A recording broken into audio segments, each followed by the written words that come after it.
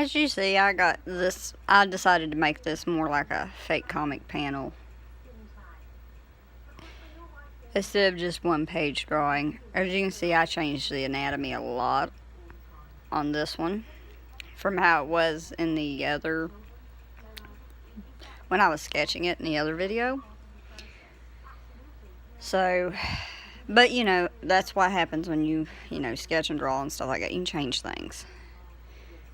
And I have ghosted in hints to the other little panels here. As you can see, it's very faint. But it's just a basic, idea. It's just the general idea. It's not even, it's subject to change. It just gives me the basic idea of the shape and the pose and the what have you. As you see here on the bottom. She's a little bit more than a ghost. But a few hits of the eraser, it takes care of that.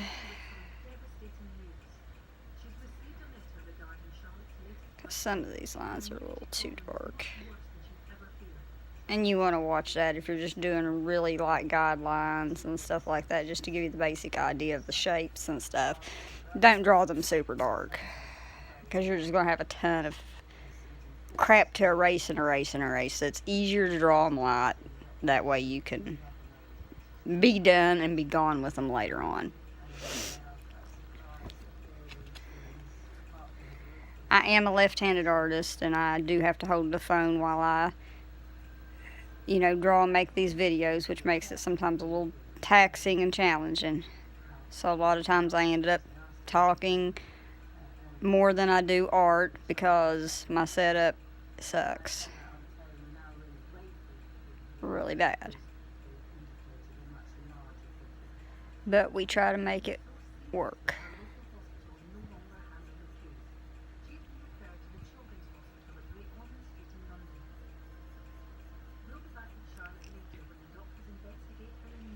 I've actually thought about maybe doing comic panels as requests for people, but I don't know if I really, want to go that far with requests,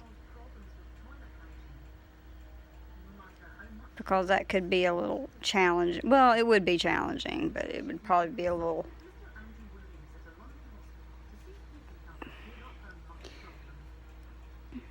probably would get out of hand. But I don't know. I may offer it and just see how it goes and see how well it,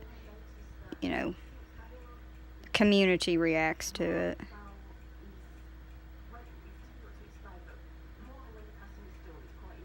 May even offer fake comic panels up as commissionable, as, commission option.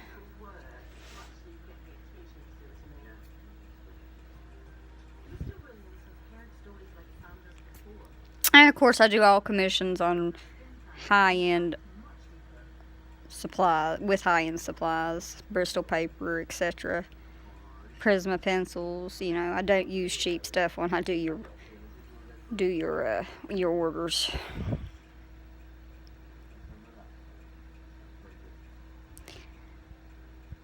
I turn my paper a lot because I have to get the angling that I'm wanting, because like I said, I'm left-handed. I am wired backwards. So that's one reason why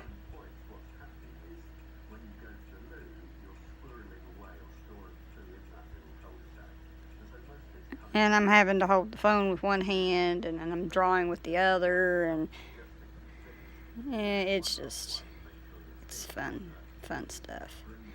Very fun stuff. And people, may want to know, how do I set my panels up? I just kind of set my stuff up kind of strange and weird, and not how most comics are usually set up, because I don't like being like everybody else. What's the point in that?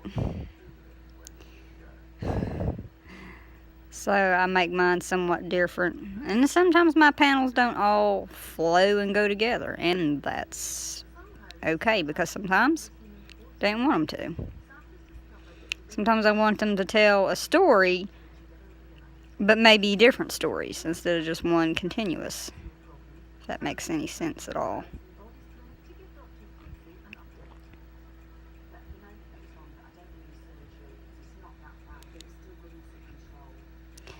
As is my friend's little alter ego. I won't say character because none of the people I draw are, is their characters. It's their alter egos. It's the other side of the personalities. It's a representation of the personalities and who they are and what they stand for and everything.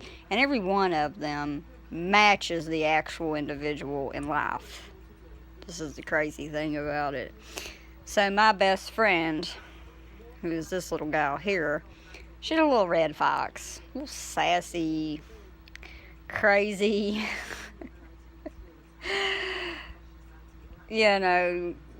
She's just got a big personality. She and I are a lot alike in a lot of ways.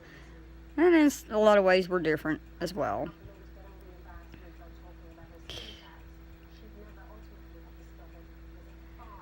The funniest conversations ever had is when she's on Ambien, and Ambien randomly texts me at night and has conversations with me. So those get pretty wild and crazy because it's the sleeping medicine talking. It's not so much her, but it's funny because she doesn't remember nothing she says. It's great. Those are some very interesting conversations, and they're also very funny.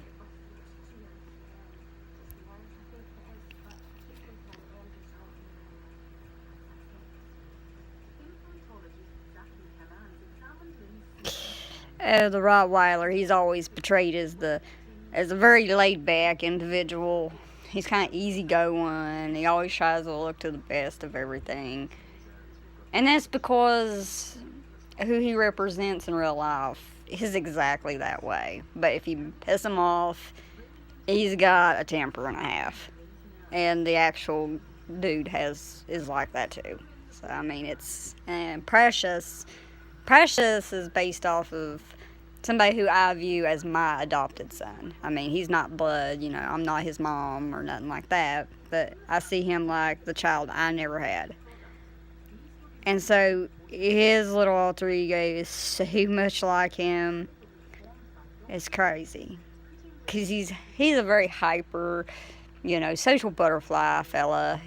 And he can change gears with conversations and have like 15 different conversations going at once. Love the little feller. He's a sweetie.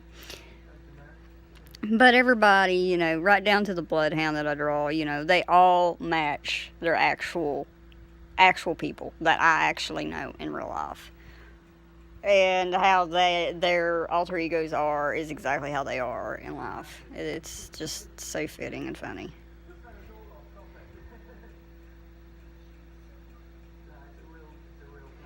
It's like one of my tattoo artist friends, I draw him as Red-Nosed Pit because he's like a big puppy dog.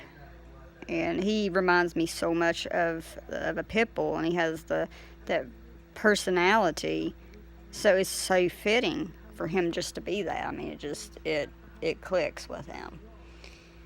So, and he's the typical pit with the cropped ears and everything like that, like you see on the fighting dogs. And has that real tough look like he would be a fighting dog. So, and all the personalities actually fit the people they represent. So that's just a fun fact, because I know some people think that they're just made up or they're, just characters or something like that. No. None. The only one that I have that's a character is Cicero. Cicero is a character. She was created for roleplay. Strictly. Not used, but she is and was created strictly for roleplay, along with a few others that I have, like Max and Tito, Soul Spirit, Demon Master. Those were all created for roleplay, and additional, characters for comic strips and stuff like that to go in with the main alter ego individuals. But my main bunch I draw are not characters at all. They're representations of people I know. There are our alter egos. They are how we see ourselves. It's like this one's me, the black wolf, P-Lady Wolf. She's everything about me that's bad. So it's very fitting. Her personality is an exact mirror of my personality in real life. Like, I seem to always have that resting bitch face. And so does she. I mean, we are one and the same. She's me, I'm her. I mean, it's just, we're the same thing. We're the same people. The only thing that's different is the appearance, I guess. And sometimes in my artwork, I make her have abilities that I don't have in real life. But it's, you know, that's the beauty of the artwork. You can do that. But for the most part, you know, she's just like how I am in real life. You can get no better.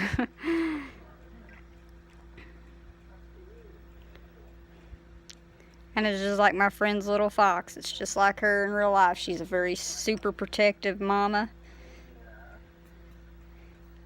And she ain't put up with a whole lot of nothing. So, a whole lot of anything. Usually that's going pretty fast. But this is a small panel.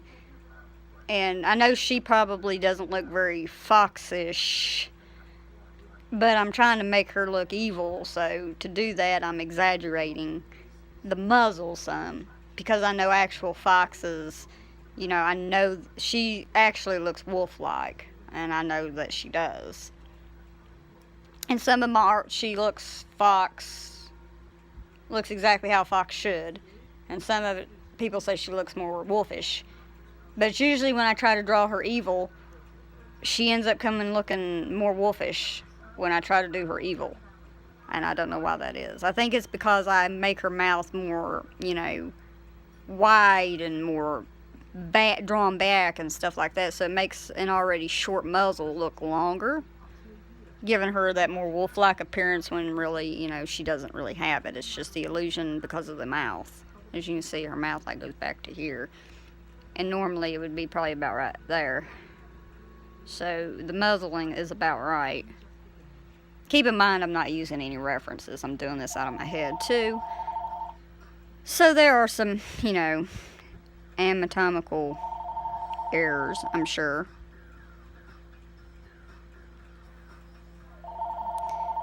But because I'm doing this as a comic panel, it is allowed. Hello. Please leave a message after the tone. Like to inform Patricia Martin that the prescription you recently... Yeah, I overlook that. These damn telemarketers call here all the time. And they don't just call the cell phone, man. They call every freaking landline, too. At your Rite Aid pharmacy at your earliest convenience. Thank you. Goodbye. Please press star to listen to the message again. Sorry about that, guys. I have the timing of the devil. Always when I'm making a video, one of these phones ring. It's so annoying. Yeah, but technically she should only be about right there. And I could probably shorten the muzzle a little bit, but I think that it would make it look, I don't know, not right to me. It's may mess with it, tinker with it, I don't know. Or I may leave it alone. Because sometimes the more you finger something, the worse you make it. Sometimes you're better off leaving it hell alone. Moving on with yourself. Because if you just sit there and keep fixing and tinkering with it, you know, you make it friggin' worse than what it started out being. I think I can make it a little... I think I got it about right. I think a lot of it was the nose. I had the nose like too bulbous or something. I don't know what the hell I was trying to think of. But I fixed it a little bit. And she does have a shorter body. She's a little fox. I'm going to have to move the paper around here to give me a different angle.